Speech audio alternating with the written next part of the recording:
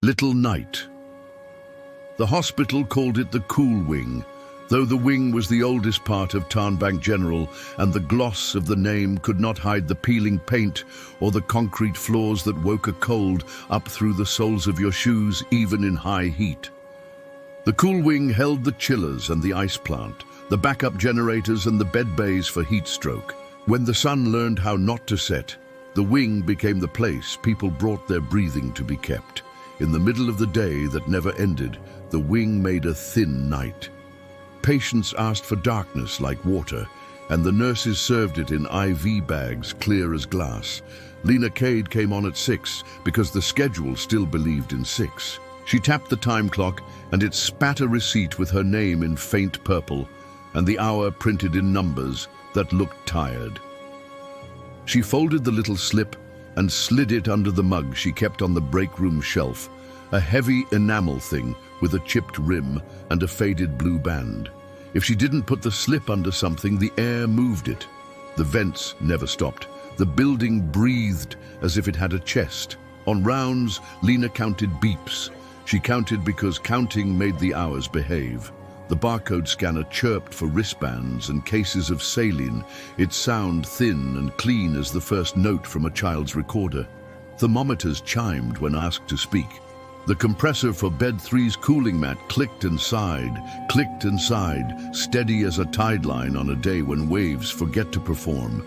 The fluorescent fixtures had learned to buzz at a lower pitch since the last outage, and the buzz lodged in her jaw the way anxiety sits. Outside, the sunlight had weight. It laid itself on the car park with a hand. The loop road's traffic lights were stuck on a cycle no one trusted, blinking through colors in air, so bright the colors were rumors. Drivers paused and looked for permission from one another's faces, and then went. In the half-shadow of the canopy at the ambulance bay, the concrete sweat. Someone had dragged a hose to wash down a spill, and the water that came out of the tap was warm as blood. It steamed in the air and settled as a smell you tasted first, like pennies and lemons and something faintly sweet that had no business being sweet. The advisory that week was posted on every door, laminated until the edge lifted like a nail. Heat index red, non-essential movement discouraged, keep windows shut, hydrate, check neighbors. The message had been the same for months. The only new element, the logo of the authority, a sun stylized to look responsible. Underneath, in smaller letters, a note. Rolling demand reductions will occur across the Tarnbank district in coordination with grid partners. Expect intermittent interruption. The word interruption had begun to lose its meaning. A thing that never stops cannot be interrupted. It can only change the shape in which it continues. Lina walked the corridor and hung the towels with the precision she used to save for medication. The towels in the Cool Wing were not for drying. They were for covering foreheads and shoulders and hands, their damp giving little rooms of night to the body. The towels carried a smell that came from the industrial washers and from everywhere else. Chlorine, citrus, old cotton that had known skin.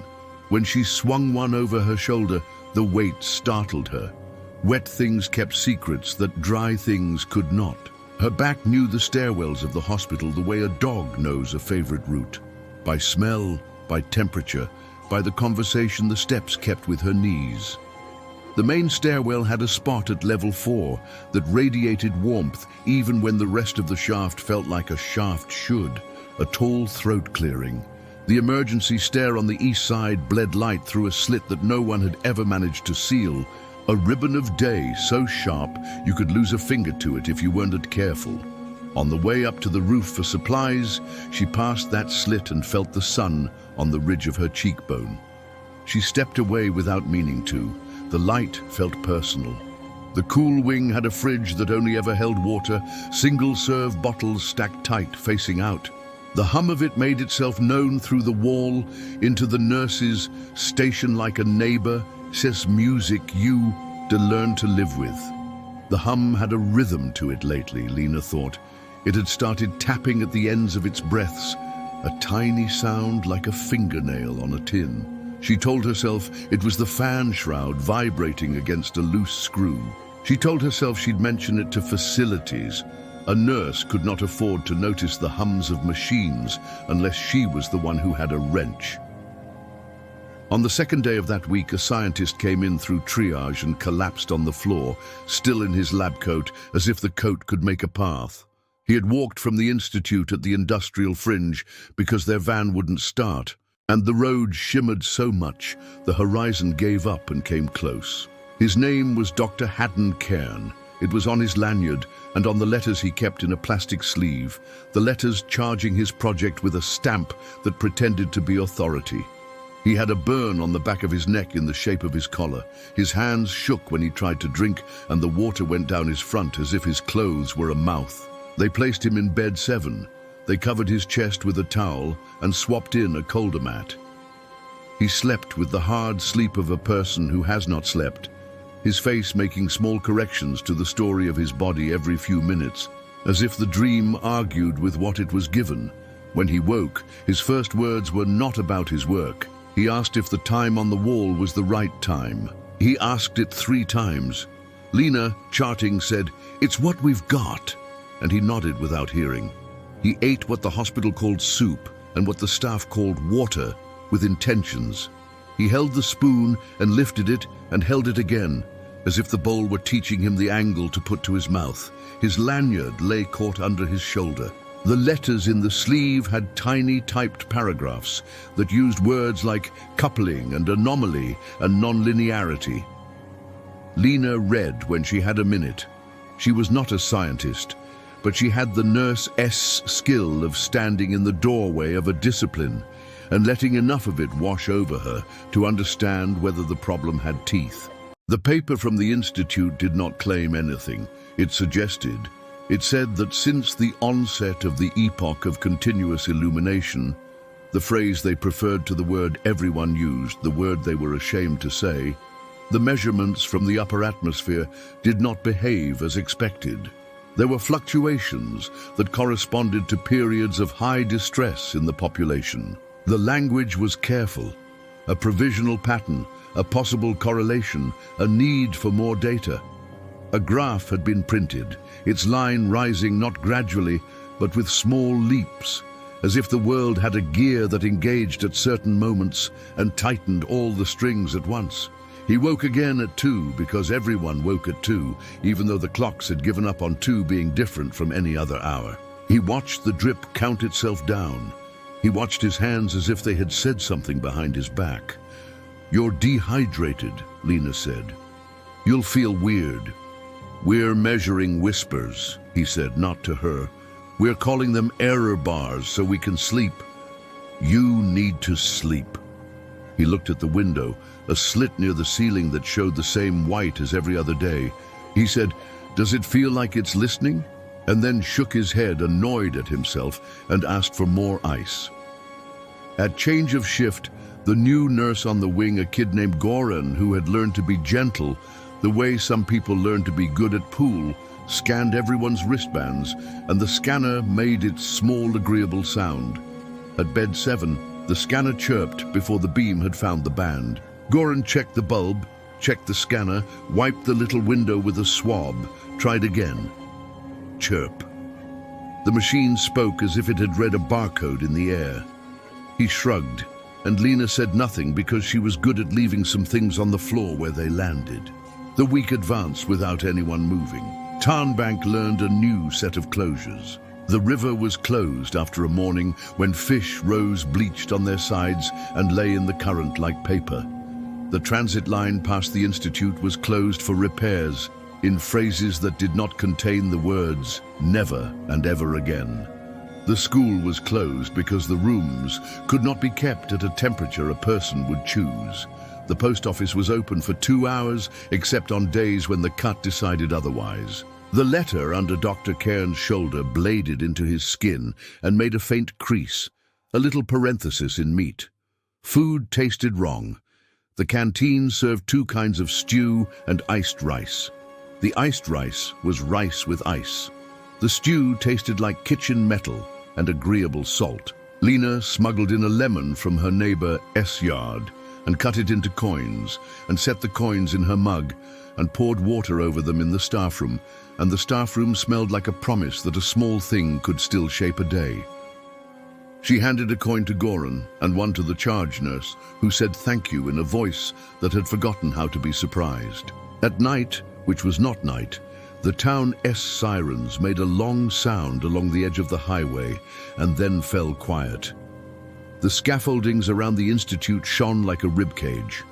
The green-painted transformers at the substation wore jackets of shade cloth that did nothing but make it look like the electricity had taken up modesty.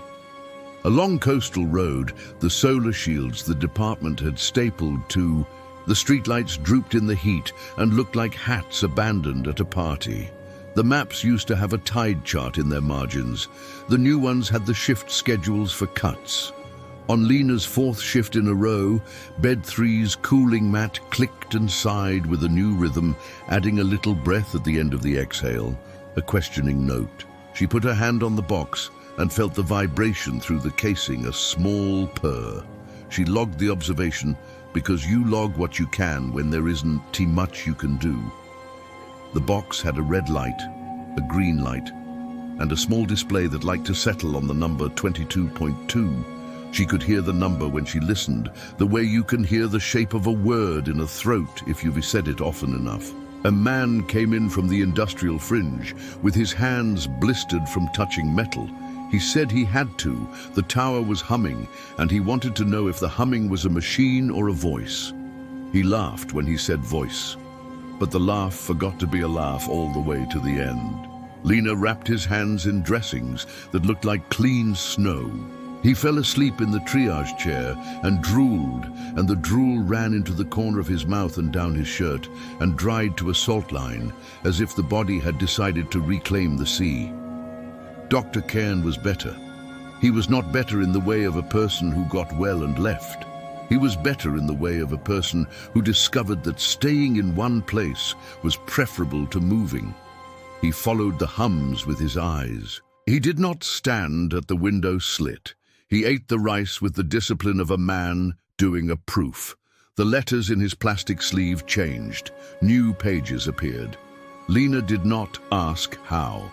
The authority had begun to make statements. They did not say sentience. They said feedback, emergent behavior, network effects, solar terrestrial coupling. They said thermal anomalies may track with elevated collective distress in ways not fully understood. They said this cautiously, with the careful words doctors use when they want to tell you your son probably won come home. In the nurse's station, the radio spoke in a procedural tone and thanked everyone for their cooperation at this time. It asked residents to remain indoors during peak indices. It encouraged community. There were recordings from the authority that sounded like they had been made in a small, hard room by people who would go home after saying the thing they were asked to say and wash their faces with the light off. Lina slept badly in the little apartment above the laundry on Prentice Street. The stairwell was cool at the times. The town said it would be cool and warm when the sun wanted it warm. Her window looked at a brick wall that had developed a sheen, the way a forehead shines when a fever is asked to do too much. She set her mug on the sill to cool, and the cup warmed, a joke that got old and then started to be funny again. She put a damp towel over herself on the couch and woke with the towel heavy as a person and her own arm asleep. She dreamed she was in the stairwell, and the steps formed a spiral around a pillar of light that was a beam and a sound and a thought. And she climbed and climbed without meaning to arrive. On the fifth day, the Institute released a paper, unsigned. It had the sheen of a document that had wanted to be private and had been rushed through a door by someone who could not stand being the only person who knew a thing. Lina read it in the break room, the enamel mug cupped in both hands as if it were an animal that required warmth. The paper did not say the sun was alive. It said the sun, capital S, displayed behavior consistent with an adaptive system sensitized to human global affect. It said the mean radiant heat flux had shown micro-variations in step with indicators of despair, emergency call volume search terms, Hospital admissions for self-harm, the sales of goods a person buys when he thinks he won't need money later. It said the mechanism was unknown. It said the mechanism could be a mistake in their instruments. It said their instruments had been checked. She lifted the mug and the chip on the rim touched her lip in the same place it always touched. The chip was the size of a grain of rice. The edge was smooth because time had rubbed it through other mouths. The lemon peel at the bottom of the mug released one more little arc of oil, and the smell climbed the back of her nose and made her eyes water. It was not emotion, it was a nerve deciding for her. Outside the window, in a sky the color of paper rubbed thin, the light did not change. In the hall, the scanner chirped before Goran passed it over a band again. He held it still. Chirp. He shook it and it stopped, and then chirped 4 times in a rhythm that reminded Lina of a child knocking on a door for a game. She pictured a tiny hand, then was angry at herself for the picture. She took the scanner and set it on the charger, and it gave one small exhale as if relieved to be told what to do. When she picked it up again, it behaved. She thought of the seas she had never seen. She'd grown up inland in a town that baked in summer and froze in winter and never pretended to be anything else. The maps in the library had oceans printed in blues that lied about temperature. The news showed live feeds of the harbor for years during heat advisories, the water a white simmer at noon, lines of fish like threads. Then they stopped showing the water because people were angry that the water would do what it wanted in a world that had forgotten how to. At shift end, she took the long way down to the storeroom and stood in the square of shadow by the loading dock, watching the light on the road that cut between the hospital and the institute. The institute S towers were wrapped in foil and mesh that someone had promised would reflect what needed reflecting. The towers looked like Christmas presents for an enemy. The heat pushed on her clothes in waves, and within the waves she felt the softest variation, like someone talking in another room. She thought of the paper saying global affect and the graph that had the little steps, and she swallowed, and the swallow felt counted. 2 days later, a boy no older than 15 came in with burns on the tops of his feet. He had been walking without shoes because he did not want to leave prints. He said this in a voice conveniently tired. His breath smelled like sugar. Lina dressed his feet, and he watched the movement of her hands with the intensity of a bird. "Do you feel it?" he asked, not looking up. She understood and wished she didn't. "Eat," he said, and laughed at the wrong time. He fell asleep with his arm on the chair table, and the mark that it left on his skin was the exact shape of the table S edge, and it remained when it should have faded. The stairwell learned a new sound. Somewhere between level 1 and level 2, the air made a thin note, a whine like a mosquito behind glass. It was there whether the door above was open or the door below was shut. It was louder when Lina breathed out. She cupped her hand and the note pressed into her palm. It was a friendly pressure. In the moment before she reached for the handle, she knew that if she stood without moving and breathed a particular way, the note would change. She did not stand. She opened the door and let it swing. The handle warmed her hand as if a person had just let go. In the middle of the 7th shift, a noise came from the roof that had nothing to do with machines. It was a human noise, an ugly syllable meant to be a name and not making it. The lift refused the roof. The stairs agreed. On the way up, the slit of light in the east stair put a white line across her eye, and she saw nothing until she passed it. On the roof, the foil-wrapped units glittered like wet fish. The air had a weight you could kneel under. Near the edge, between the washdown hose and the crate of salt for the ice plant, a man stood with both hands to his mouth. Dr. Cairn had come up in a gown and borrowed flip-flops. He looked ridiculous. He looked holy. There are things you do not want to hear from a person. "We are your prisoners," he said very softly the first time, like a man testing a microphone before someone important makes a speech. He said it again in a voice that belonged in a hall. The sentence pulsed over the roof. The foil flinched and then steadied. Lina put her hand on the crate, and the crate hummed. The humming was not from the crate. It came from the light. The hose lay coiled, and in the coil was a shape like a body choosing rest. The sun did not move. The sun's attention did. It tilted, an idea with weight. The breath went out of Lina neatly, as if a nurse had pressed her diaphragm. "You'll fall," she said, "because there are points at which the body's priorities take the mind by the hand and walk it back inside." He did not fall. He did not move. "It listens when we say it is hungry," he said so low she almost missed it under the gentle frenzy of the roof units. "It listens when we say we can't stand it. It listens better than when we say we can." She put a damp towel over herself on the couch and woke with the towel heavy as a person and her own arm asleep. She dreamed she was in the stairwell, and the steps formed a spiral around a pillar of light that was a beam and a sound and a thought. And she climbed and climbed without meaning to arrive. On the 5th day, the Institute released a paper, unsigned. It had the sheen of a document that had wanted to be private and had been rushed through a door by someone who could not stand being the only person who knew a thing.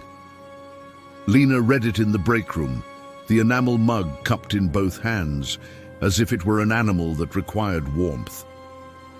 The paper did not say the sun was alive. It said the sun, capital S, displayed behavior consistent with an adaptive system sensitized to human global affect. It said the mean radiant heat flux had shown micro-variations in step with indicators of despair. Emergency call volume search terms, hospital admissions for self-harm, the sales of goods a person buys when he thinks he won't need money later. It said the mechanism was unknown. It said the mechanism could be a mistake in their instruments. It said their instruments had been checked. She lifted the mug, and the chip on the rim touched her lip in the same place it always touched. The chip was the size of a grain of rice. The edge was smooth, because time had rubbed it through other mouths. The lemon peel at the bottom of the mug released one more little arc of oil, and the smell climbed the back of her nose and made her eyes water. It was not emotion. It was a nerve deciding for her. Outside the window, in a sky the color of paper rubbed thin, the light did not change. In the hall, the scanner chirped before Goran passed it over a band again. He held it still. Chirp. He shook it, and it stopped, and then chirped 4 times in a rhythm that reminded Lina of a child knocking on a door for a game. She pictured a tiny hand, then was angry at herself for the picture. She took the scanner and set it on the charger, and it gave one small exhale as if relieved to be told what to do. When she picked it up again, it behaved. She thought of the seas she had never seen. She had grown up inland in a town that baked in summer and froze in winter, and never pretended to be anything else. The maps in the library had oceans printed in blues that lied about temperature. The news showed live feeds of the harbour for years during heat advisories. The water a white simmer at noon, lines of fish like threads. Then they stopped showing the water because people were angry that the water would do what it wanted in a world that had forgotten how to. At shift end, she took the long way down to the storeroom and stood in the square of shadow by the loading dock, watching the light on the road that cut between the hospital and the Institute. The Institute-S towers were wrapped in foil and mesh that someone had promised would reflect what needed reflecting. The towers looked like Christmas presents for an enemy. The heat pushed on her clothes in waves, and within the waves she felt the softest variation, like someone talking in another room. She thought of the paper saying global affect and the graph that had the little steps, and she swallowed, and the swallow felt counted. 2 days later, a boy no older than 15 came in with burns on the tops of his feet. He had been walking without shoes because he did not want to leave prints. He said this in a voice conveniently tired. His breath smelled like sugar. Lina dressed his feet, and he watched the movement of her hands with the intensity of a bird. "Do you feel it?" he asked, not looking up. She understood and wished she didn't. "Eat," he said, and laughed at the wrong time. He fell asleep with his arm on the chair table, and the mark that it left on his skin was the exact shape of the table's edge, and it remained when it should have faded. The stairwell learned a new sound. Somewhere between level 1 and level 2, the air made a thin note, a whine like a mosquito behind glass. It was there whether the door above was open or the door below was shut. It was louder when Lina breathed out. She cupped her hand and the note pressed into her palm. It was a friendly pressure. In the moment before she reached for the handle, she knew that if she stood without moving and breathed a particular way, the note would change. She did not stand. She opened the door and let it swing. The handle warmed her hand as if a person had just let go. In the middle of the 7th shift, a noise came from the roof that had nothing to do with machines. It was a human noise, an ugly syllable meant to be a name and not making it. The lift refused the roof. The stairs agreed.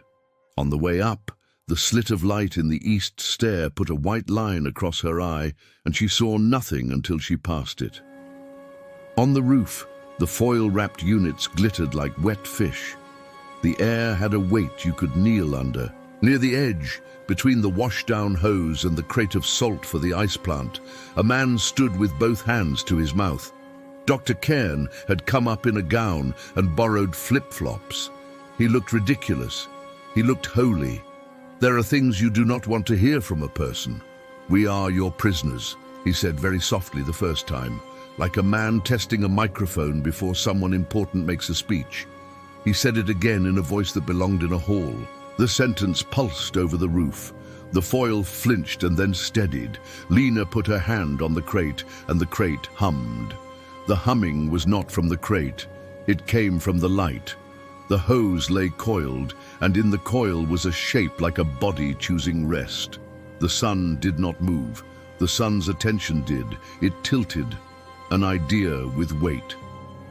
The breath went out of Lina neatly, as if a nurse had pressed her diaphragm. "You'll fall," she said, "because there are points at which the body's priorities take the mind by the hand and walk it back inside." He did not fall. He did not move. "It listens when we say it is hungry," he said so low she almost missed it under the gentle frenzy of the roof units. "It listens when we say we can't stand it. It listens better than when we say we can." "Come down," she said. He did.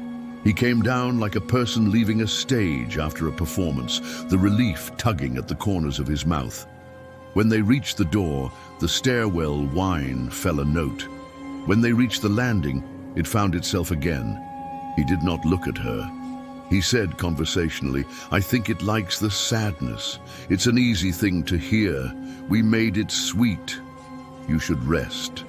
"I have," he said, and he had. He slept on bed 7 and dreamt with his mouth open, and the way his breath came out made a small fog that looked colder than air. After that, Lina did not go to the roof unless she had to. She did not carry the crates of salt. She sent Goran. She did not take the east stair at the time she knew the slit would find her cheekbone. She cut lemons that looked like coins and handed them out without saying, "It helps," because that would make the lemons part of a ceremony, and she had had enough of ceremonies with no god on the other end. She rationalized. Heat stress changed perceptions. Sleep deprivation did worse. Continuous light, according to a flyer from psychiatry, made the mind grasp for patterns because patterns create permission. The human eye, it said in a cheerful font, prefers boundaries. In their absence, people make new ones and then mistake them for threats. She pinned the flyer above the sink and washed her mug and watched the water run over the chip and make the chip into a little lens. The hums continued. The compressor boxes learned each other. She could hear it when she stood in the hall. The boxes called and answered like frogs at a dam. The fridge in the nurse's station gave up a high ping 3 times a day like a kettle's memory. The scanner still chirped for wristbands that had not come under its light. The towels grew heavier or lighter based on something she could not control. The advisories thickened. Stay indoors. Avoid direct exposure. Cooling centers remain open. The authority released another paper signed this time. It said the term sentience was not useful. It said a better word might be responsive. It said you could not know intention across scales. It said we have always misunderstood the sun. We are simply now misunderstanding it in a new and reproducible way. Lina's neighbor in the apartment on Prentice taped the paper to his door and underlined the phrase non-radiative feedback with a pencil so soft the words smeared. In the market, all the eggs sat at the front of the fridge as if they were more eager than the milk. The man at the till asked if she needed batteries for a radio, and the radio on his counter hissed and found a station that said update in a tone that might have been joy and might have been exhaustion. The receipt he handed her printed the time, with seconds not aligned to the clock on the wall. She took the slip in her fingers, and it felt warm, as if paper could have a fever. She put it in her pocket and forgot it there, and when she found it later, it had left a pale print, like a confessed hand. She began to avoid mirrors. She had not been a vain person. She had been ordinary about her face and its requirements. In the bathroom of the apartment, the mirror over the sink had learned a tilt that told her something about her eyes she did not need to know. She turned it to the wall and used the dark of the blacked-out window for her face. The window showed her less, which was sometimes exactly the right amount. On the 8th day, there were 2 code blues in the cool wing, one at noon, one at the hour that used to be 4 in the morning. The code team moved like a fluid through the corridor, bagging and counting compressions, the syllables of the count becoming a chant no one meant. The first patient came back and blinked without blinking because the light asked a person not to blink unless he liked doing it. The second did not come back and the body lay under a towel that was almost dry. The charge nurse stood at the end of the bed after filling the paperwork and breathed into the paper as if the paper might change its mind. After the second code, after the relative thanked her in the corridor with a hand that might have been a claw, after the bed was stripped and the mat wiped, the fridge hum broke its rhythm and then found it again, and Lina leaned on the counter and set her forehead on the cool laminate and closed her eyes. The laminate smelled like lemon cleaner and old sugar. The sound of the corridor changed. The machines held their breath. The fluorescent above the sink ticked. In that space, the hospital gathered itself around her and said nothing the way a person who loves you can say nothing and still speak. She thought of the graph with the steps. She thought of the roof. She thought of the phrase, "We are your prisoners," and felt a childish wave of refusal. She opened her eyes, and the laminate was laminate and the room was the room, and the hum went on the way it had gone on for months, the little tap at the ends of breaths like a finger on a tin. On her day off, she stayed in bed until her tongue forced her to drink. The water from the tap came out warm and tasted like the hose at the hospital. She sat on the edge of the bath and let it run over her wrists and thought about fish. She wrapped her hands in a towel. The towel smelled like the hallway in the hospital where the visitors left their coats in a pile during winter, a smell her body remembered with a relief that had no cultural source. The ceiling had a hairline crack she had never noticed. It ran from the light fixture to the wall like a line on a graph. The phone rang and she did not answer. The machine took it. A voice left a message that sounded like it had learned to be procedural. The words were from the authority. The voice said the Institute had moved to phase 2 of their observation period. It said the public would be updated as information became available. The phrase "information became available" made Lina think of a cupboard with a lock and the lock a hand.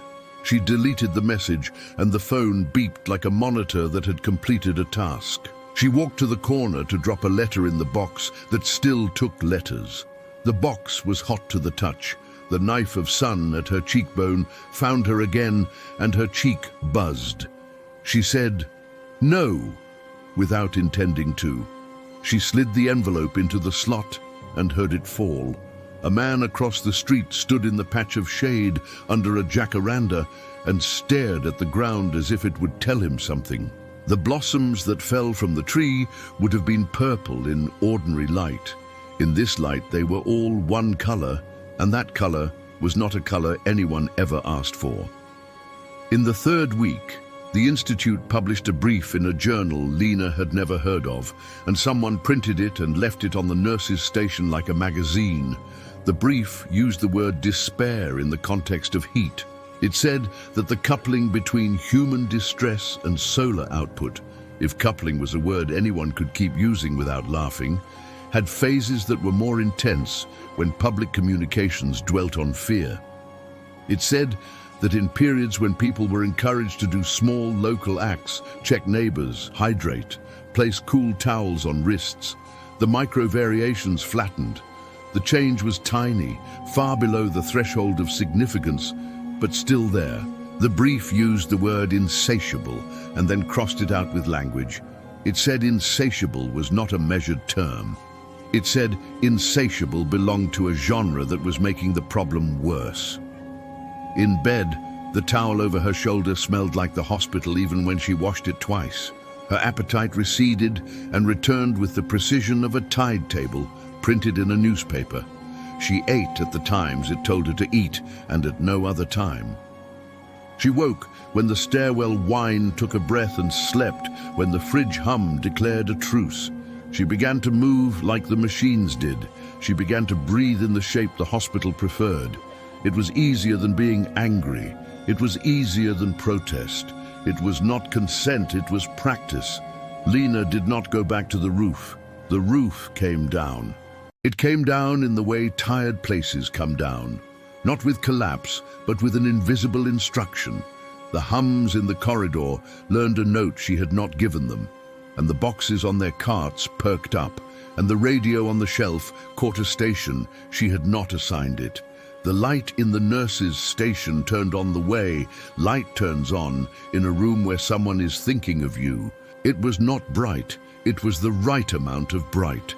The towels stacked themselves better and were easier to lift. The scanner chirped for objects it had not been applied to, and then stopped when she looked at it. The mug on the shelf cooled her hand when she held it, even empty. The laminate under her forehead gave up a heat it had not owned, tiny and exact. The staff noticed without saying it. People worked in a tempo. The charge nurse said, "Look at us," and laughed, and then shook her head because she did not want to call anything by its name. Gore folded the corners of bed linen with the care people use when they fold flags. The boy with the burnt feet came back to say his feet were better, and he had found shoes, and they were not the right size, but he would grow into them because that is the order of things. The man with the blistered hands did not come back. The Institute kept posting papers. The authority kept saying update and thank you. The word prisoners did not leave the place where it had lodged behind Lina's ribs, but it learned to sit still. One evening in the break room, the power flickered. The fluorescents dipped and the fridge hummed higher, hungry to prove something, and then everything returned. The receipt printer on the wall near the time clock spat out a curl of paper all by itself, like a person coughing to remind you he is in the room. Lina tore it off. It had a time printed on it 2 minutes from now. She turned it over, blank. She held it to her face and smelled paper and the faint, sweet smell of thermal ink. The numbers looked like they always looked. She folded the receipt and slid it under her mug. 2 minutes later, the radio said the word restore, and the air thought about being cooler and did not become cooler, and people everywhere continued carrying their breath in and out. Some days were exacting and nothing happened. Some days had small ruptures that resealed themselves before anyone could collect them and make a narrative. A woman on bed 1 cried for 3 hours and said nothing in a language the nurses knew. An orderly fell asleep in a chair, and when he woke, there were creases in his face that mapped the time he had slept, and the map stayed for the rest of the day, and visitors kept asking if he was all right. A tower unit on the roof lost its foil, and the glare from the ribs made the east stair a tunnel of pain you could not cross. A lemon in the staff room went green, in a way lemons do not go, a precise sharp green like a paint swatch, named with a word you do not know how to pronounce. On a Wednesday, without being asked, Lina brought her neighbor S radio to the wing and set it on the shelf and tuned it to the station that sometimes said the word update with unusual gentleness and left it there. The radio was the old kind with a hinged handle and a coil of a wire that looked like a spring in a Child S toy. It hissed and then found a place to sit among sounds. It was a comfort to people who liked to be told what to do. It was a comfort to people who disliked being told what to do. The radio did not change the room. The room changed around it, giving the radio a corner the way you make space on a table for a guest. Lina caught herself making this thought and made herself think instead, I am tired. I am making poetry out of wiring. This is boring and human. I am allowed.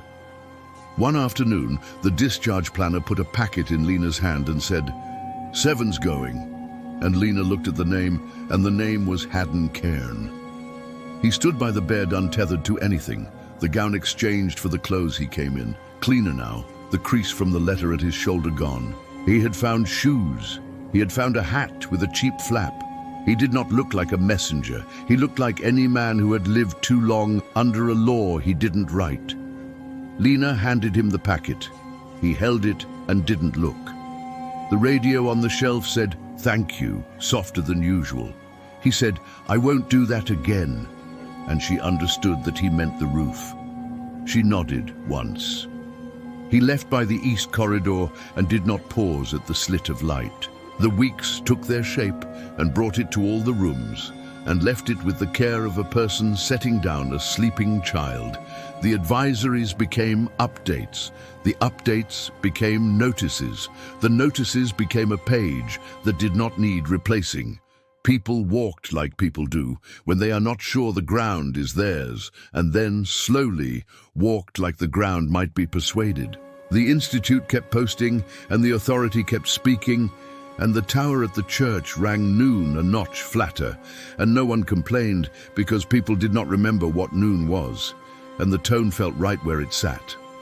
A man came in with a mug that had been his father's. He said the mug kept things warm. He did not mean coffee. He meant a sort of warmth in the hand that reminds you the hand is a hand and not a tool. He wanted to know if the hospital could repair a chip at the rim. Lina said, we aren't that kind of place. And then she touched the chip, and the chip touched back in a way a chip doesn't tea. She told him to wash it with lemon and leave it upside down. He did. A week later, he came back to say the mug was itself again. He brought her a bag of beans that smelled like cafes, things that belonged to cities that had run out of patience. She took the bag and put it on the shelf, and the shelf held it like a token in a game that no one had explained to her. On the day the authority declared the grid stabilized, the cut schedules quit printing in the paper. The radio said, restore, and did not add thanks, because thanks was a word that had earned rest. People went outside not because they wanted to, but because their bodies remembered the door. The traffic lights at the hospital loop went right through their sequence and then did it again, and drivers laughed to see such a thing operated without error. The sun did not set. The heat did not leave. The river did not consent to be mended. The town learned to stand where it was and let time be counted by receipts and towels and the shape of breaks. Night, which was not night, became a way of speaking. See you tonight, people said, and meant the time when a person set a towel on a shoulder and listened for the fridge hum and the fluorescent gentle tick. I'll come by tonight meant the hour when the corridors spoke softer and the beeps agreed to be less shrill. Tonight meant the moment the stairwell whine asked for a breath and you gave it, not because you had to, but because the body prefers rhythm to law. Once, weeks after the roof, Lina went back up. She went not as a challenge, but because she had to inventory the sterile water pallets and no one else on shift had the arms. She took the west stair to avoid the slit. She stepped out into the white. The roof units purred with the self-possession of a beehive. The crate sat where it had sat. The hose lay where it lay. The foil on one of the towers flapped tiredly in a tiny wind. She crossed to the low wall and looked toward the industrial fringe. The Institute's buildings wore their mesh like a decision. Beyond, the flat line of the inland shimmered. She stood, and the roof did what it had always done. It hummed and listened, and kept machines content. Lina thought of a word that had come into the papers and then been crossed out by more correct words. Insatiable. She thought that the word was a song without an end, and that the song would keep singing, even when the singers changed or forgot the words or died. She thought of lemons and mugs and towels and receipts and stairwells, and the stupid joy of a traffic light that did what it was asked.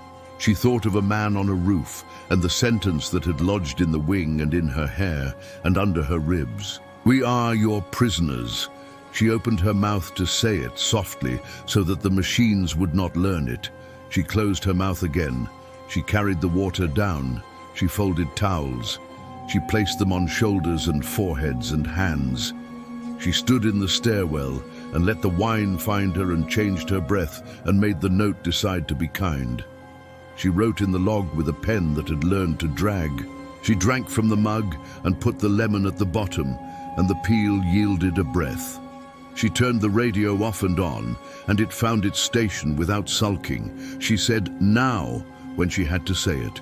She did not choose a ceremony. She kept people alive. When people asked how she could stand to work there, she said, "You get used to the hum." And that was true and not true. She bought new towels for home and washed them until they carried the right smell. She left her shoes at the door. The stairwell sometimes met her at the first step like a dog. She put her face to it. It allowed that. She slept longer sometimes. She ate when the appetite came, and when it did not come, she did not. One day, she saw Dr. Haddon Cairn in the market near the eggs. He held a packet of yeast and looked like a man about to admit he wanted bread. He nodded to her, and she nodded. He said, "We are in phase 4, and then smiled because the words had no purchase between them. He said, "We are calling it accommodation." She said nothing because there are answers that do not want to be pressed down. He said, "It is not a truce." She said no. He lifted the yeast and shook it like a maraca so he would not have to say "prisoners" again. The radio by the till said update and meant nothing more than the end of an hour. In the months that followed, the hospital wing grew its little night and kept it. The ice plant chuffed like a horse. The compressor boxes kept their patience. The fridge hum took on a tone that made Lina's jaw unclench when she walked past. The scanner chirped when asked and did not chirp when it should not. The towels refused to be mysterious. The lemons kept their counsel. The mugs grew more numerous on the shelf, and each had a chip in a different place so that when people put them to their mouths, they could find themselves without seeing a mirror. The stairwell wine moved up a step. The receipts curled with their tiny numbers, and in the last digit, there was sometimes a generosity. People did not melt. People left the rooms and went to other rooms, and the rooms received them. The ground did not open. The sun did not speak. The world did not draw its hand away.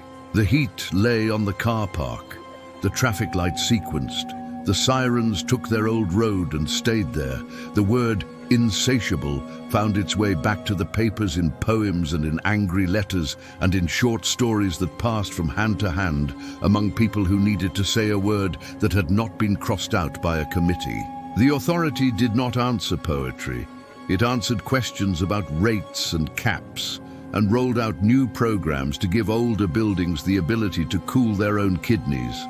On a day when Lina's shift ended and the cool wing was as cool as it ever was, she walked home along Prentice and turned into her building and put her hand to the handrail and felt it warm, and the warmth was hers. She climbed the stair, and the stair added one more tread because she needed one more, And when she reached her door, the towel on the hook behind it smelled like wet and cotton and the definitive air of a place that had learned how to hold a person without asking anything in return. She set her mug on the sill, and the chip touched her lip when she needed it to. The lemon at the bottom of the cup gave up a breath, and she breathed it. On the radio, the voice said the word, "Restore one more time," and then it was done speaking. In the window's blacked-out glass, she could see herself a small, precise figure in a room that had learned to make a little night.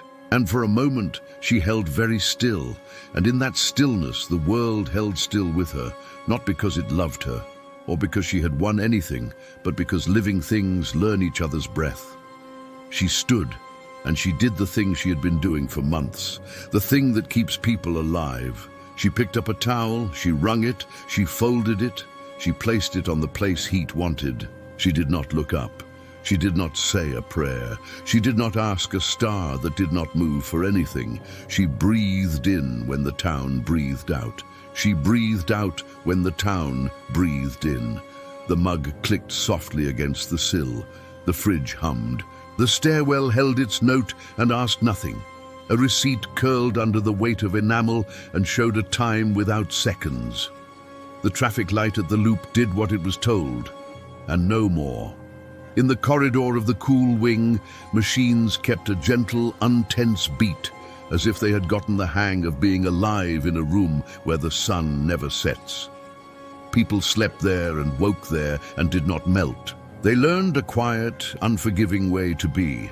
And somewhere in the paper-thin idea of a sky, a very large thing that had learned to listen took less than it might have, which is a mercy, and more than anyone could afford to give, which is a kind of marriage. Lina changed a towel. She counted a breath. She counted another. She went on. She kept going. She kept